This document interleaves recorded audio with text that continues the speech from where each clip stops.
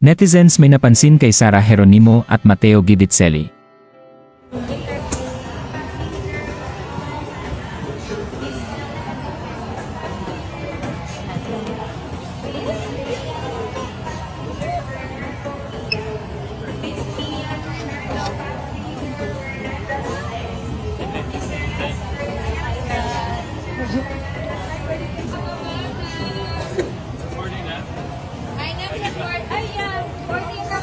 Bababa, ma'am. And then, when it tok-tok. Tok-tok. Where are we going?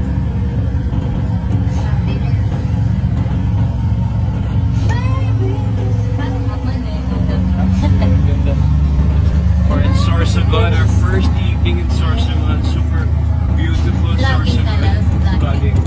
Hi to my vlog. Hi Facebook. Hi, vlog. So, ganda na Sorsogon ba, no? Is it your first time here?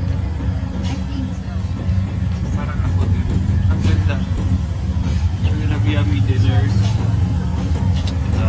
Tingnan natin kung anong nakain natin for dinner.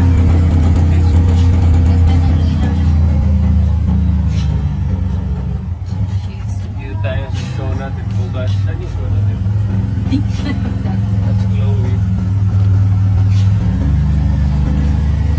Wow! Wow! Wow! Wow! No? Thank you to. Sure, so good. Thank you to. Thank you. Bye-bye. Buffet natin.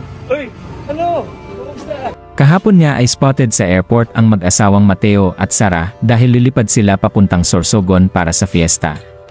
Special guest nga silang dalawa at masayang-masaya ang dalawa dahil magsasama na naman sila sa isang event. Mapapansin naman na super attentive at sweet ni Matteo sa asawang si Sarah Geronimo dahil hindi nawawala ang pag-alalay nito sa pop superstar. Pinagkaguluhan naman sa airport ang dalawa at mabait naman silang ngumiti sa mga airport staff at pasaherong gustong magpa-picture sa kanila.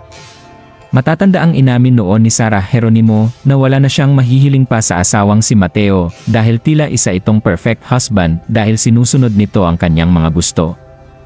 Samantala, hindi naman nagpahuli ang dalawa sa pagpasyal sa Sorsogon at ibinahagi nila ito sa kanilang social media accounts.